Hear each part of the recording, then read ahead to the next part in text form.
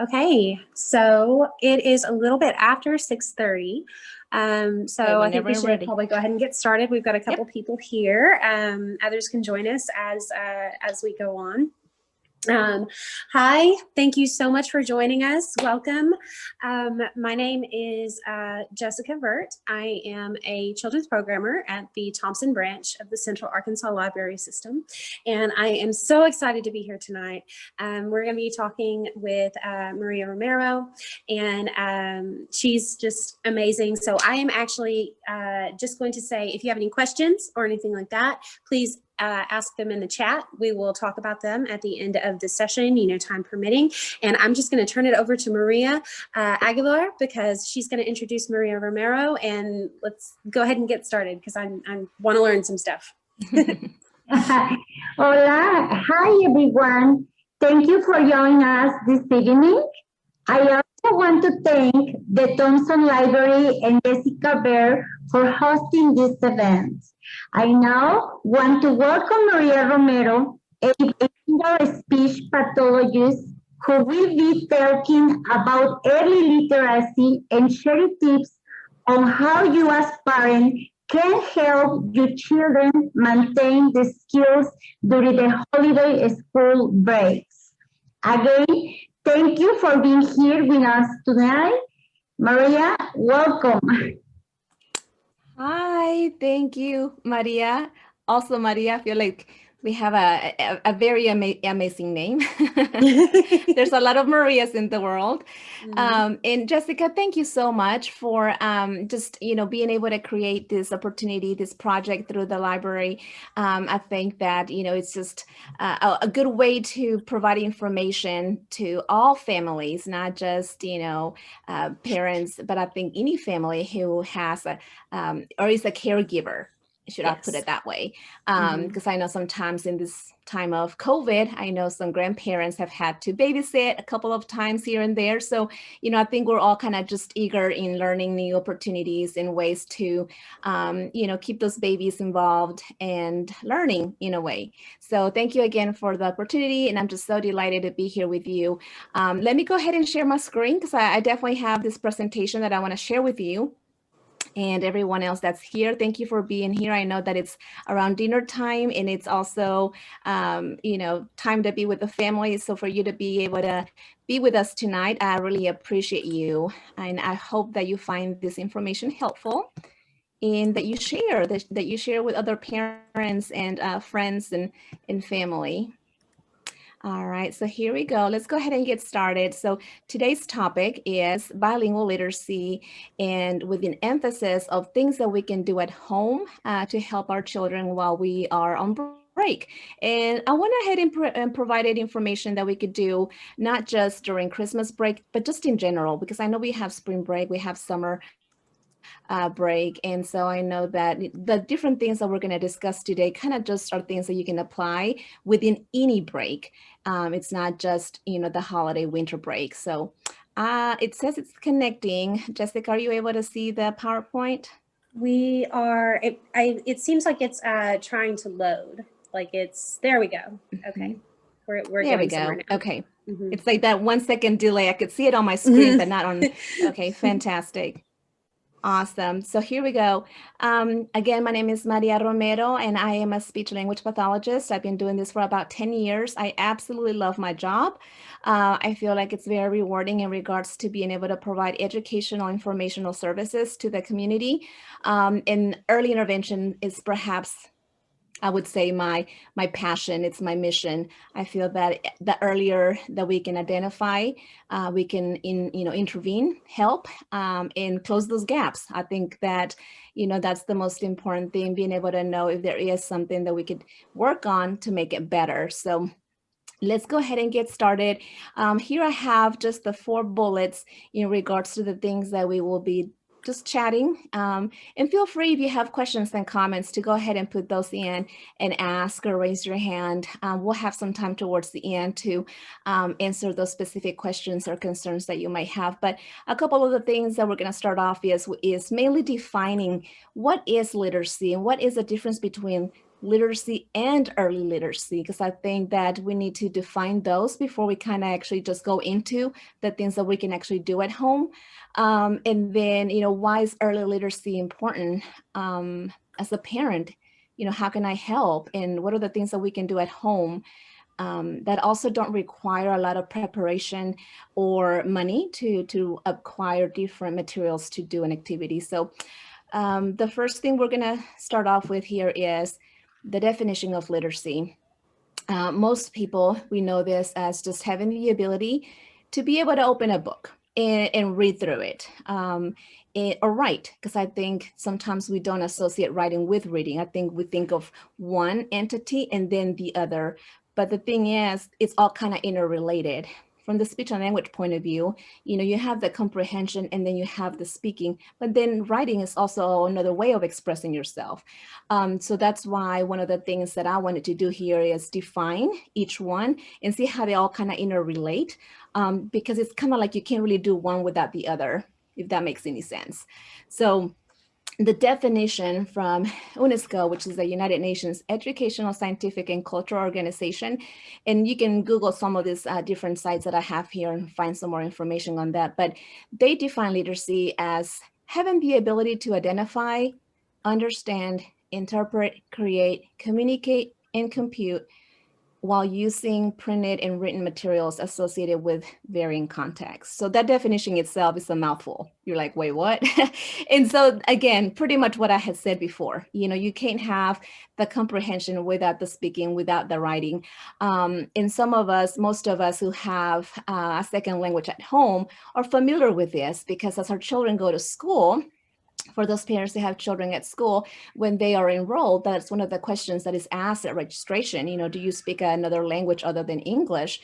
And so then that kind of helps the school and the district identify your child, whether they are an English language learner, and to also provide different services if needed. So it kind of goes into the same, area of, is there another language spoken at home? And then they're able to help you and provide services that might help, your child with schooling. So that's why it's very important to understand what is literacy, because there's a lot of factors to consider. It's not just it's not that black and white picture that we want to see. And then we also have to consider that cultures, we vary. Some cultures are very symbolic in regards to, they don't have an alphabet the way we would have here in the United States, the ABC letters. It's more of a symbol. So just being able to understand that itself is their way of communicating, reading and writing, but that differs from the American standard way of literacy.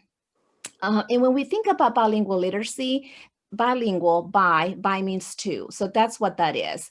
Everything that we have just mentioned in regards to literacy times two. So if we speak Chinese and English, that's biliteracy. If it's Spanish and English, that's two. So anytime you see bi, that's what that means. It means two.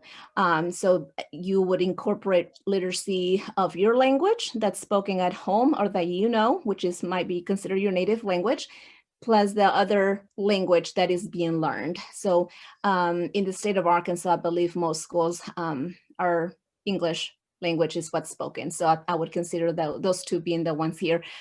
Different states have different languages, and then they also have different biliteracy programming. So that would just be depending on your state, if you were to go to like California or Texas or New York, one of those bigger cities out there. So, and I wanted to touch base before we go into the different things here about being able to expose our children to two languages at once. I feel like I almost didn't put it in here, but I felt like I needed to put it in here because this is so critical when it comes to language development. In particularly, as soon as you find out you're pregnant or that you're expecting or that you're raising that baby at home. We fear that if we expose them to a different language, whether it's by listening to it or by reading to them, that we might negatively impact their ability to comprehend and learn another language. So we tend to not do that. We tend to say, well, I'm just not going to do that because I don't want to, have them all confused. I hear this very much often, that, you know, I'm going to confuse my son or daughter. And so I don't want to do that to them, because I want them to know the language very well. And I want them to excel, and I want them to have those foundation skills and, you know, go to school and know that language. So let me just tell you that that is not true. So please, I advise you to speak, to read, to write, anything that you do in your native language, should you desire for your children to be fluent in that native language, to go ahead and do that as much as possible, day and night, if you're in the car, because that's the only way they're going to hear that language. Otherwise, they're going to hear English at school, in most environments, anywhere you go in the community. So if you would desire for your child to be bilingual, I advise that you promote your native language as much as possible, and don't have any fears of having a delay in language, because research has proven that this myth is actually false. So is there any questions, or are we good? Are we good? Because I can go ahead and go on to the next one. Maria, there is a way to make your slices full screen, because it's very difficult to see the print? Yes. My apologies. I thought that I could see it big on my side. Let me see if I can. That's so interesting, because it's big on my end. My apologies for that. Let me see how I can make it bigger. Oh, goodness. Display settings. No, that didn't do anything, did it? Is that it? There's that second delay. Are we good? Can you see it now? Yes. Okay. Yes. Okay. Okay. So I've got like 2 monitors going here, so I could see it better myself. And it's big, so okay. I am so sorry. If you hadn't told me, I would never have known. So thank you for telling me, or for whoever advised you to change it. So are there any questions about just what literacy is? Because now we're going to focus a little bit on that early literacy component and being able to understand, okay, so that was literacy in general. So what is early literacy? Well, just as the word here, early, that pretty much kind of signifies that we want to focus on the beginning stages of literacy. So often we think of a child going to school to learn how to read. And so we think about perhaps 4 to 5 years of age, where they go to either a pre-K center, a Head Start, or, kindergarten by the age of 5, depending on their date of birth. But that's when we think that this literacy starts. And so actually it starts way back, even when they're babies. And I think that's why I wanted to actually kind of go into this, because that's where we as parents and caregivers, or even friends, come into place, and how we can help this baby have this early literacy skill to start that foundation, so that when they do get to school age, they don't have that, early on shock of, you want me to do what? Because I've never heard of that this is the cover of a book, or something to that matter. So it kind of goes back to the skills that a baby and a human goes through the development stages. So we're thinking here of vocabulary, being able to acquire words, phonics, being able to hear a word and then know what that sounds like. And just language in general, being able to know how do we communicate? Do we use words? Do we use gestures? Because all of this is, in the books. And so in order for us to know what this is beforehand, when we see a book, then we already kind of just put it all together, because we know what that is. And believe it or not, even numbers, that math value is considered part of literacy, because it's a way of being able to read something obviously it's a math value, it's a number, but it's still considered part of literacy. So it's that symbol, it's going back to that symbolic type of language. Do we have symbols? Do we have letters? Do we have numbers? So being able to see something, recognize it, and know that there's meaning behind it. That's what that means. So let's go ahead and move on to the next thing here. So why is this important? Well, as mentioned before, we can prepare our babies to kind of have that foundation, because they are going to learn and grow knowing some of the skills slowly. So we're not going to go in and be like, okay, you're in kindergarten, here's this, run with it. That would just be traumatic, right? I can think of myself when I came to America as a fourth grader, not knowing English, and I kind of went through that emotional stage because I didn't know English, so I didn't understand and I didn't know how to express. So it was that shock moment of, I've better get it together because I've got to learn, right? And so I think anyone being in a setting where we don't know the language, we would probably have that emotional piece of being in shock and then knowing, okay, what do I do next? So, a child starts kindergarten, and so they're learning to read. And we want them to be able to enjoy that time. Whenever they say, okay, it's time to get your books out, that they are eager to say, well, what's the name of the book? And have that excitement of knowing that they're going to be reading something interesting and fun. And, sometimes when I'm doing my therapy, I feel like my children, students, or clients, they think it's like a fun story, but little do they know that we're taking it a step behind as educators. We're going to be talking about comprehension and reading and being able to answer WH questions, increasing their vocabulary, because that's the hidden agenda, right? That's what we know that we're trying to teach. And they don't know that. They just think this is a fun book and they're just super excited about it. So being able to have that instead of having that shock, feeling of like, oh no, I don't know what to do with this. It makes a difference. Now you have someone who's motivated to learn, and enjoy that time. And so this is why it's important, because we're opening that ability of sense of wanting to do it something for themselves and not being pushed on. So it's like, let me learn because I want to, rather than, oh, it's time to read attitude. So it kind of goes in with their self-esteem. So, all right, let's go ahead and go on to the next one.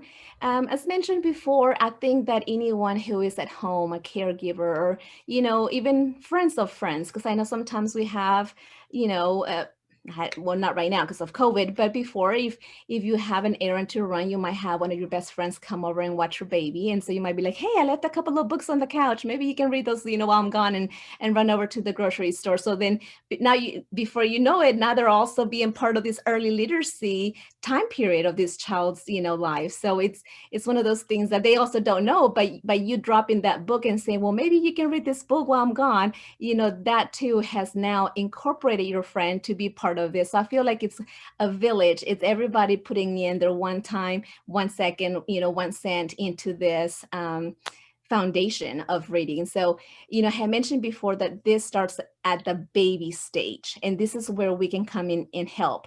So by modeling language, that's how they're learning. Okay. So, and I know I'll say it when I had my twins, I would use some of that baby talk, because they say, don't do the baby talk. I mean, I'm guilty of it. I did. Hi, ¿cómo está mi bebé? And then you do the emotions and the hand gestures and the intonation goes ups and down. And so, they're getting to know what that means, versus if you're upset, I think a child is always going to know, but just looking at your face, like, uh-oh, mommy's upset. Mommy's being serious, because your face can demonstrate or communicate some type of expression. So they can pick that up from early on as baby stage. So as they're learning how to speak, you model that speech. And so they're able to hear you say those sounds. And, perhaps if they're saying it wrong, you can say, oh, I heard you say this. Let's try to say it this way. So you model to them. And you can show, things about pointing as they grow older. So let me tell you what this is. And so you might go in labeling things around the house, obviously depending on the stage. As an infant, and you're describing things as you're eating, you're eating an orange, how does this feel? How does this taste? And then as they get older in that pre-K stage, where they go to school, you're taking it a little bit to the next level as a teacher would. Here's the book, here's the cover. You hold it like this and you flip the page from right to left, and you teach them that, because I know there's a culture where they read opposite. So, depending again on your native language and your culture, that's how you're going to teach them. And then they'll learn in school how they're going to do it at school. Being able to follow directions, first we're going to have breakfast, and then we're going to go and do an arts craft activity. So that first and second, being able to follow that 1 to 2 step command, and then just being able to establish some type of routine, such as bedtime or nap time, because they tend to have an understanding of when things are going to happen. Time for them is very difficult, and I can see that even with my twins when they were younger. When I would go to work, they would say, "No, Mama, don't leave." I think they were thinking that I was never going to come back. Like, they didn't really know that a day has 24 hours. I'm going to be gone for, 7 to 8. I'll be back, but they don't know how long 8 hours is. And so for them, it can be very scary not knowing, when you're going to come back, or, what's going to happen next. So the routine, this is where this comes into place. It gives them a sense of knowing what's going to happen and who is going to be there for them. So, for example, if I were to go to work, I would say, well, I'm going to go to work, but Daddy's going to be home. So now they know they're not going to be alone, and they're going to have fun with that person who's going to be with them. And then that just kind of helps them be grounded and know what's going to happen next. All right, so now we're going into a little bit more on how you can actually do some things at home. This was just kind of all early background that would lead on to this. I feel like I couldn't just jump in and just read through this without giving you the background of how it all kind of interconnects. So some of the ways that you can do this at home, because I know Christmas break, what is it, in 1 week, 2 weeks? I feel like this whole year is just disappearing on me. But, one of the main things that we can do here is introducing them to the book and encouraging that reading time. And so you can have family time as a reading. And I know it's hard. I know it's very hard. I'm a mom and I know it's hard. So this is where my routine comes in, because I'm like, okay, I have to read at 4 o'clock, because if I don't do it at 4, then I start dinner, then we eat. You know what I'm saying? It just kind of goes on and on and on. And then before I know it's bedtime. So if I didn't read perhaps right before nap, then I can make sure that they can read a book, at that time. So at least we have 2 opportunities within the day to read a book. But you have to do what works for you. So if you do have the time to have this family reading where everybody reads, Mom, you could perhaps read a magazine while they get their book, but everyone's reading. So that way it's not you read a book and I'm gonna go and, I don't know, maybe do laundry or something, which I know sometimes we have to do that, and I have done that myself. So I'm not gonna say that you can't do it, but if you can, I would suggest that you find either 5 to 10 minutes and say, okay, it's family time, let's all get something to read. And then that way they know it's a common thing. It's not just a one person job. And then after that, as they get older, if you have older children, you can discuss the reading perhaps over dinner and say, hey, I saw you reading a book about Clifford, and obviously it's a series, so there's tons of topics. Tell me about Clifford. What happened in your book today? And so they might say, oh, Clifford, he saved the day, or, things like that. So even just making that relation of what they read, by saying 1 sentence or 2, that's making that connection, and you're working on that memory, that comprehension piece, that's going to help that memory, within the break. And if you're like, well, we're not big readers, and that's fine. I get it. Let's play a game instead. Let's create a fun activity that you perhaps are more of a hands-on person, because I know I'm a hands-on person. So I'm always looking for things, either with Play-Doh, or maybe cooking or baking, because maybe you have someone in the family who loves to bake. Then this is where this fun activity comes into place, because then they can join in and do an activity at home, and everybody's kind of working on that together. So it just kind of depends on your interest, the things that you have at home, and what you're able to do. I know that there's some things that I cannot do, so I do find myself on YouTube finding tutorials on how to bake, perhaps, I don't know, blueberry muffins, something like that, because I'm like, I've never done blueberry muffins. I guess I could just go buy the box, right? Because I know that's the box already comes in and you just mix it all up, and that's fine too, right? But the more steps you can put in, and the hands-on, and just depending on what you can do, that's what you're going to do for yourself at home. And so again, as you're doing this, you're talking to them, what are we doing? And I know, like, perhaps if my husband's at work, I would say, oh, these cookies, they're going to be so great. They're going to be so delicious. And I bet Daddy's going to love the cookies because he likes blueberries. So being able to make that relationship with someone else that perhaps is not at home with you that time.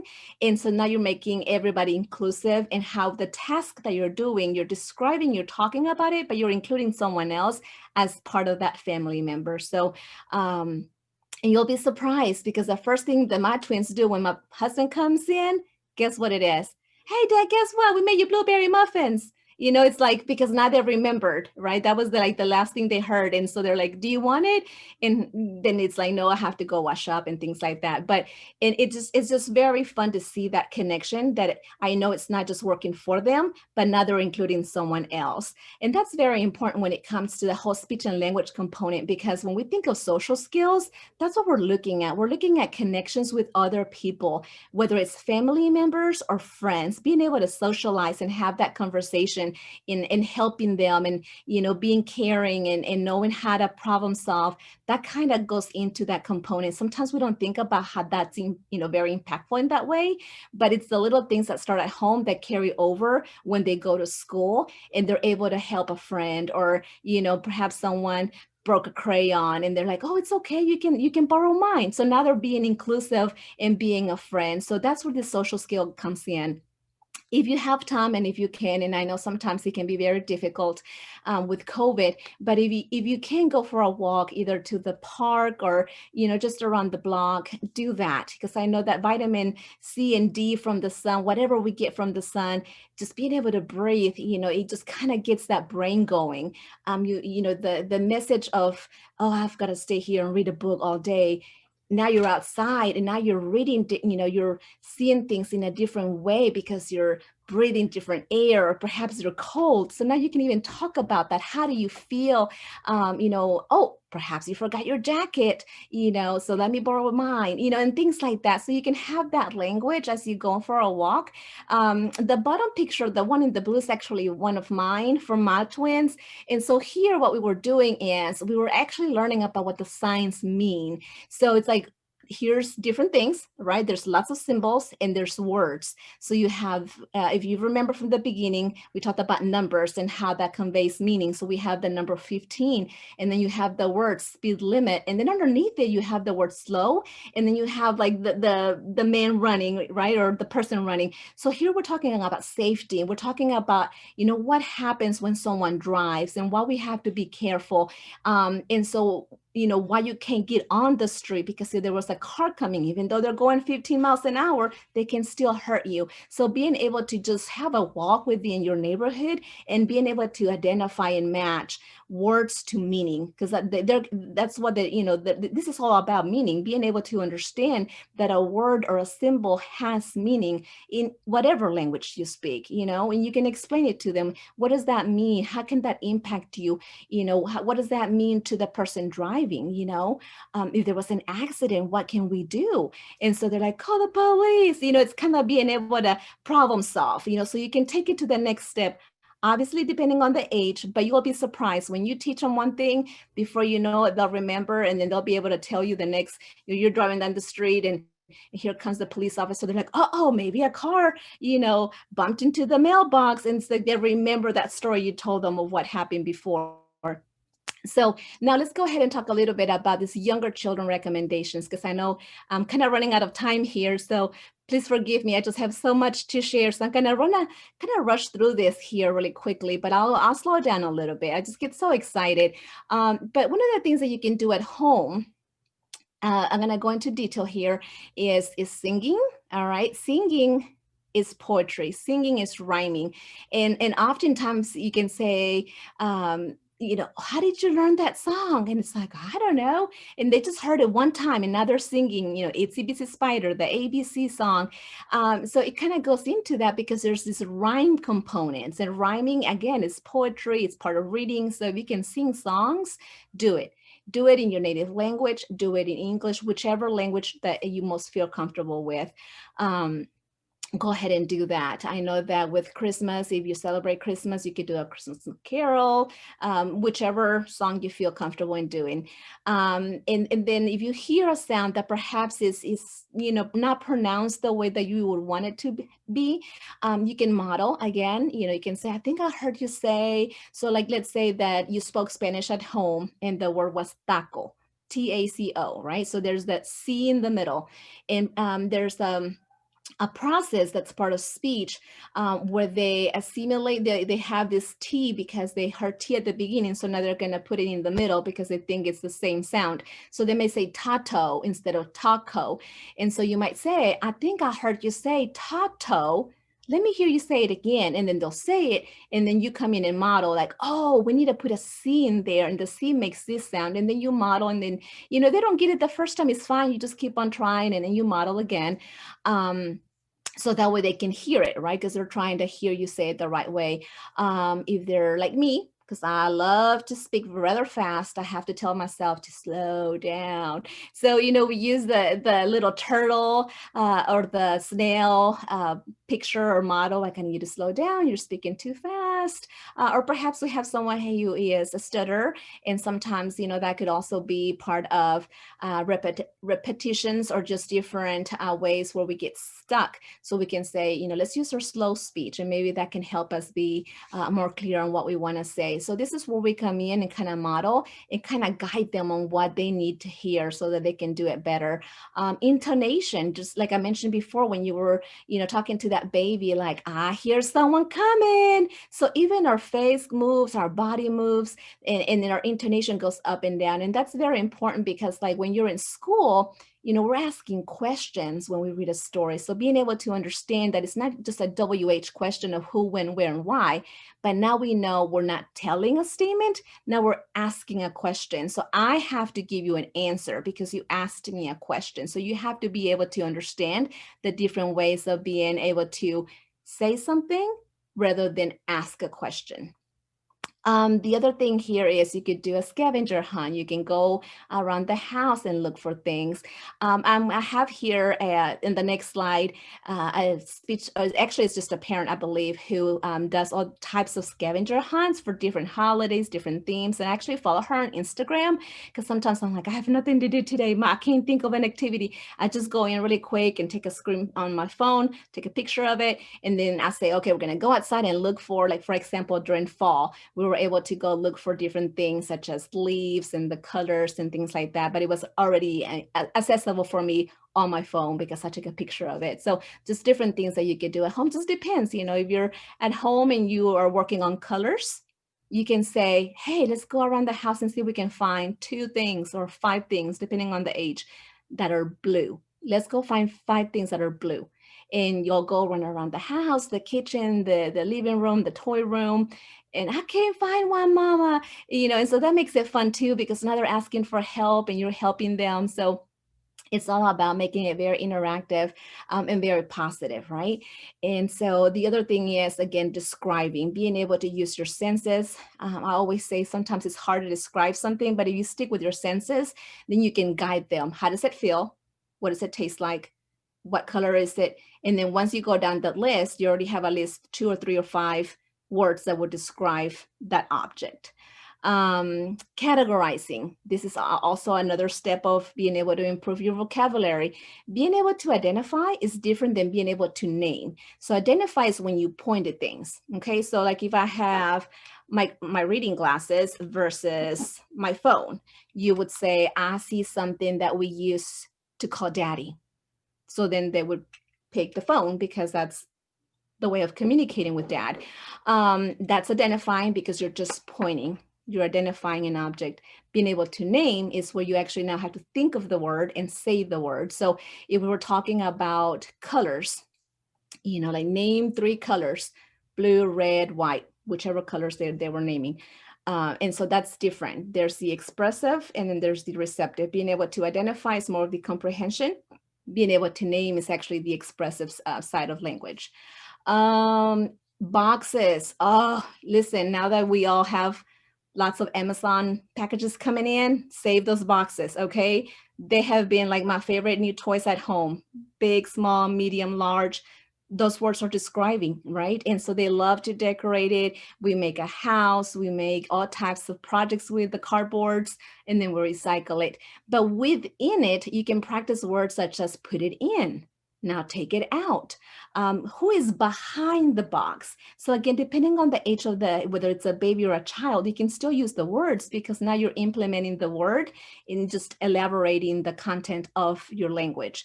Or if you don't have a box because perhaps you're not a big buyer like me, but find something that has a lid. I'm actually drinking water out of a jar, but you can put a lid on it and put something in it. So perhaps you put a little toy in it and the child wants the toy, the baby wants the toy. Well, they're going to try to open the lid, but they're not going to be able to do it. So now they're going to have to request for help. And you can do that by saying, oh, you need help. Let me get that for you. Obviously, you probably wouldn't want to do glass because they're babies, but depending on the age, again, just trying to give you an idea of what you could do. And then writing, I know sometimes we don't think about this, but journaling. And listen, I find just random paper that I don't need. And most paper has a white side to it because, sometimes if you print, the back will be white. So if I don't need something, I need to just perhaps recycle it. I actually save it and then I use the other white side of the paper because then when we are writing names or identifying letters or things like that, we're able to go in and just mark on it, right? So whatever you have at home, if it's kind of just a blank space, save it because you can write on it, you can put letters on it. Remember, there's no way of messing it up because here we're just practicing. So if you do see them, perhaps holding the pencil with the grip that goes like this, depending on the age, then you can model, oh, let me show you how I hold my pencil. And then you kind of show them, the way that you hold the pencil, again, depending on the age. But then that's just a way of you seeing how they're doing it. I know with my son, when he was younger, he would grab the spoon. Actually, he would grab it like this and he would feed because that's how a baby feeds, right? And I caught him doing this later and I was like, wait, what? And so I don't know if he just found out that he could grab it like that. So then I had to go back in and was like, oh, I think we want to hold the spoon. And so then, I model and he's like, oh, and so I don't know if he just remember how he did it when he was a baby and he was using it like that. But, then you go back and then you just show him how to do it the right way because you're able to see it and you're able to track that right then and there. And I think before, the teacher would tell us, hey, well, I've seen Johnny do it like this. And you're like, oh, I hadn't really paid attention to that. But now with being able to do virtual learning or even being at home more, I think we're able to see some of these observations a little bit more and we can help them by modeling the correct way of doing it. Again, draw pictures, like if you read a story about Clifford, what color is Clifford? So you may want to doodle because I'm not an artist, but I try. I'll do my 2 circles and a tail, and let's color what, the color of Clifford. And I won't tell them because I want to see if they remember what color that big red dog was. And they're like, he's red. And so then they go find the crayon and then they color it. So again, it's not about making it perfect. It's just about making that practice. So you're technically working on a skill, but it's more of a practice fun way. Here I had the example of the hungry caterpillar because I feel like you can do many things with this book, but just being able to ask, who was the main person in the book?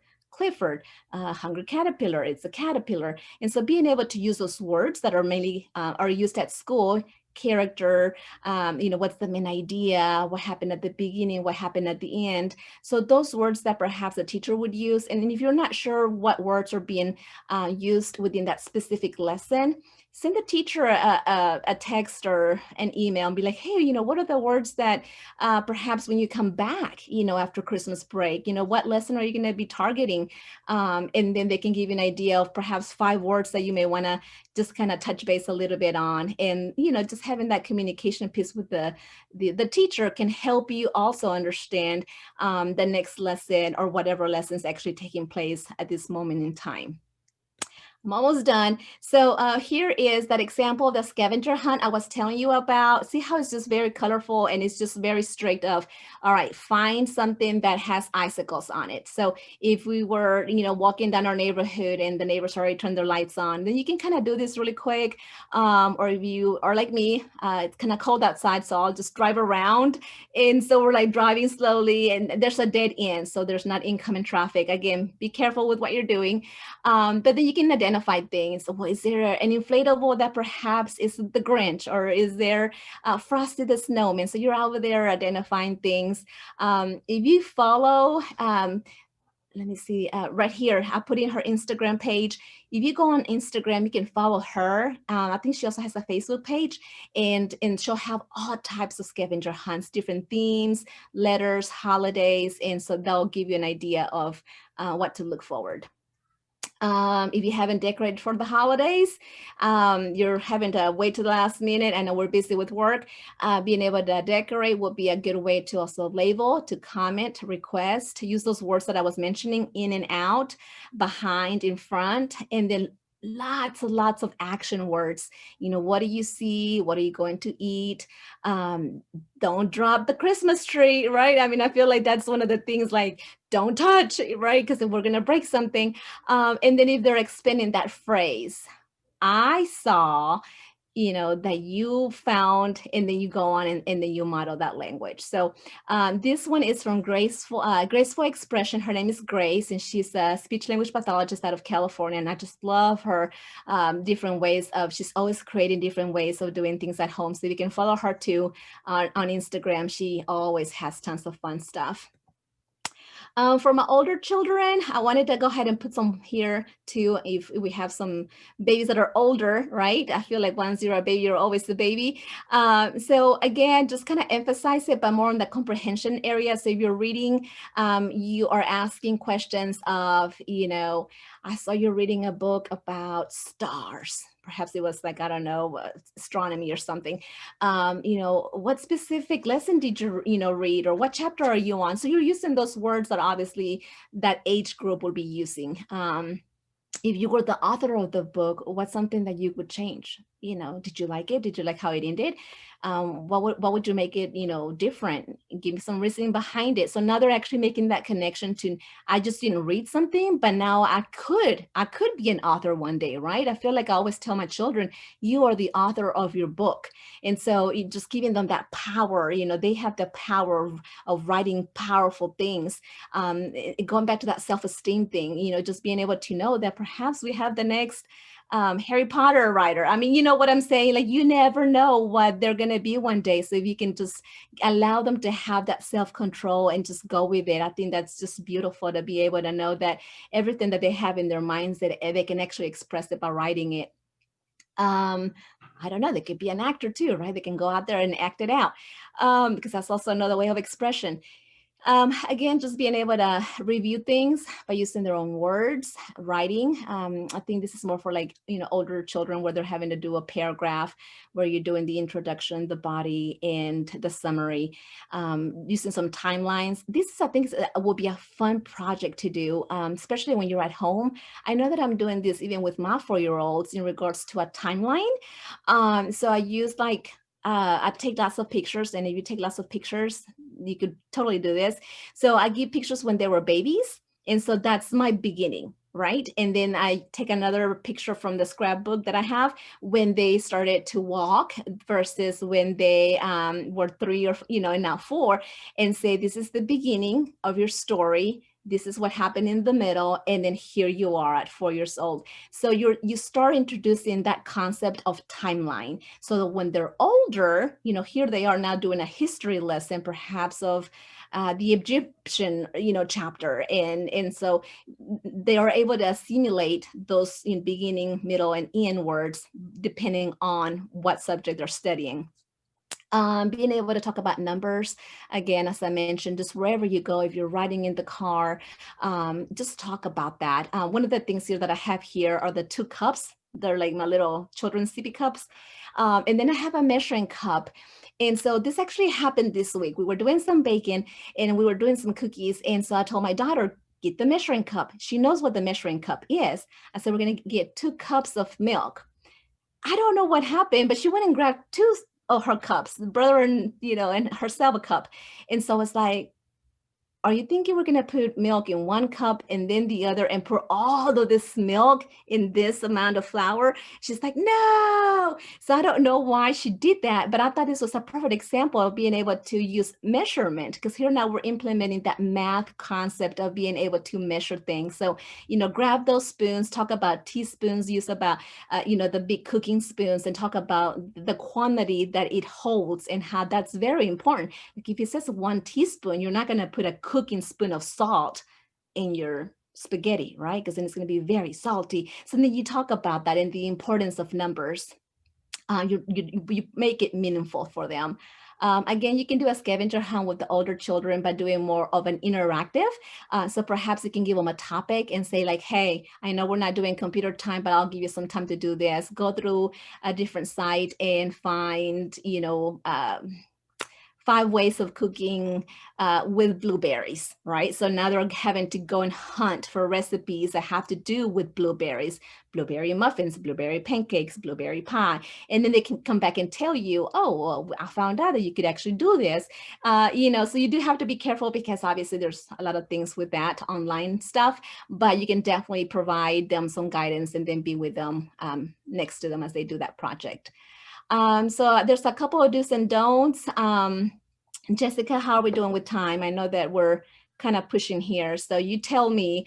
But here's some things, and I'm gonna share this image. It's actually from another speech pathologist who is by the name Mrs. Speech P, and she always has tons of good stuff too. So I'll share this page with you so you can put it on your, share with the members that are with us. But I thought that this was really good, because this is how we encourage speech at home, and how we don't say, don't do this.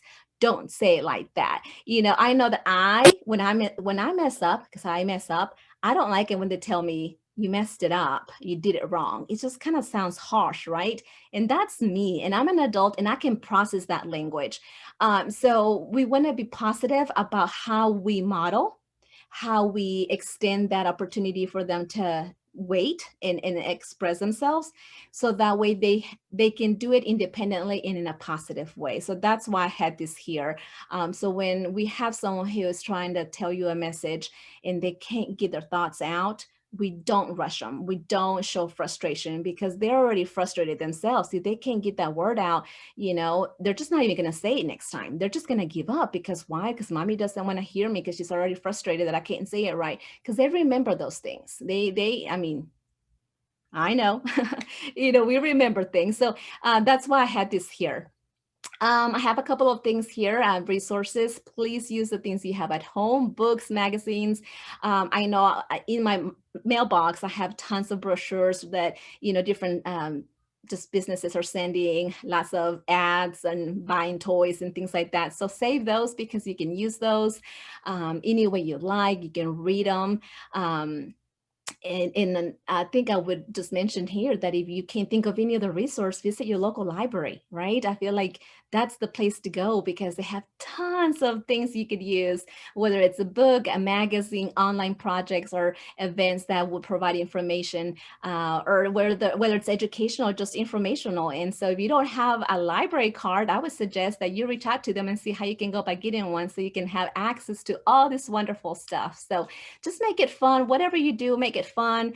And if you have questions, feel free to ask the teacher, ask your friends. You know, I think we're all in this together, and there's no right or wrong way. I think that, you know, we can try to do something, and if it doesn't work out the first time, let's just try it again the next time. So before you know it, the break will be over and they'll be back to school. So, but that's pretty much it. I know that I had a lot of information.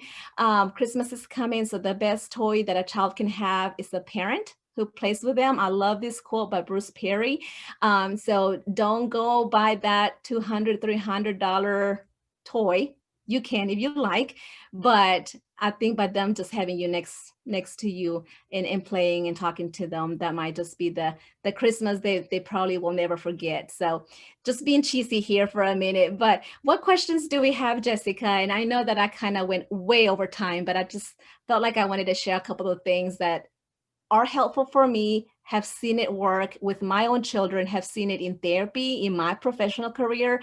So I know it works, and I just wanted to share that with you. So thank you again for the opportunity, and I'll be happy to answer any questions that anyone might have.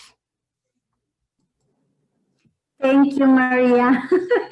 Thank you so much. Very interesting, very, very interesting. There's a lot of information. I'm sorry. I was so excited.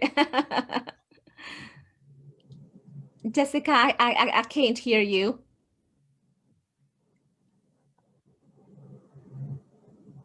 Can you hear me now?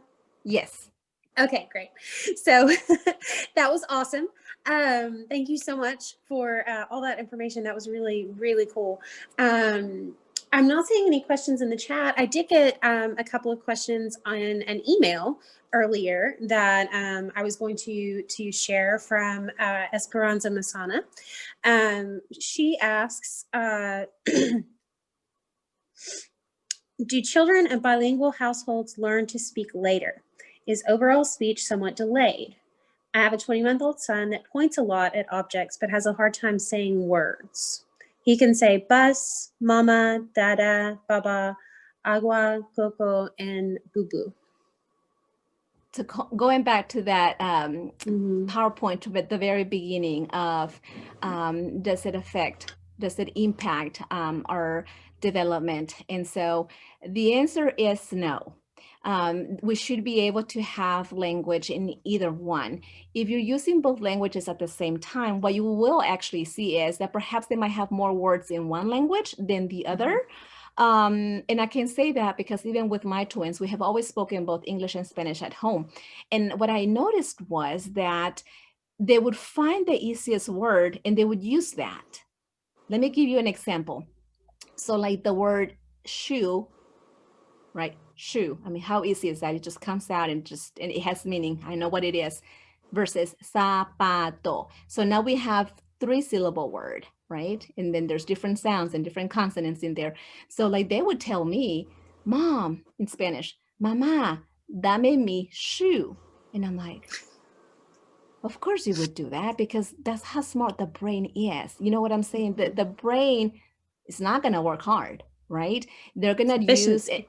Yeah, exactly. And if I know you understand me, why would I make it hard on myself and get tired? Because I think that's what happens with our brain when we use 2 languages and we're working hard. At the end of the day, that's why we feel tired, because we used all those different neurons and dendrites and connections that make us tired. So the answer will be no. I think that we would, wonder why he's pointing, and he does have words. That's great. That's a great start, because then we can move forward from that. We can expand from what he already has. So like if he has the word bus, we would say, oh, I see a yellow bus.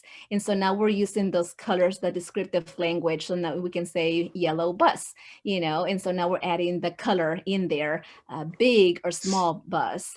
Is it a transportation bus versus like a school bus? So being able to use another word. So this is where the modeling will come in and see if that would help him use more words as he's hearing words being modeled to him. And then also being given the opportunity to use those words. I know that as a mom too, this was one of the things that was very hard for me, because I know that they would point, and I'm like, I know you want that so bad, and I just wanted to give them the cookie from the cookie jar, but I couldn't, right? They had to say, Mama, quiero una galleta, Mommy, I want a cookie, because I mean, if I wasn't there, like they would still use the words. They would have to still use their words, right? Like if they came over to your house, Jessica, like they would want a cookie, they would have to say, Miss, can I have a cookie, please? They couldn't just point to it, because then like, I'm not your mom. I don't know what you want, And so I had to, a lot of the times, and my husband's like, just give him that cookie. And I'm like, no, I'm sorry, I can't. And so then we had to have that conversation of just being consistent. So you model, you demonstrate, you give them the opportunity, and kind of going back to that slide of the things that you do versus you don't, giving them that time to process the information and then output the information. So it's a couple of things that I could suggest for her to do. If she had other questions as well, I could answer those questions, and she can send me an email. I think that what you've been talking about really leads into the second question, which was, what are some of the things we can do to encourage toddlers to speak in both languages? And when you were talking about, giving them that room to experiment and to, just express themselves, or however they need to do it. And not getting frustrated or impatient, or just kind of let them express themselves. So would you add anything to that? Like, do you have any?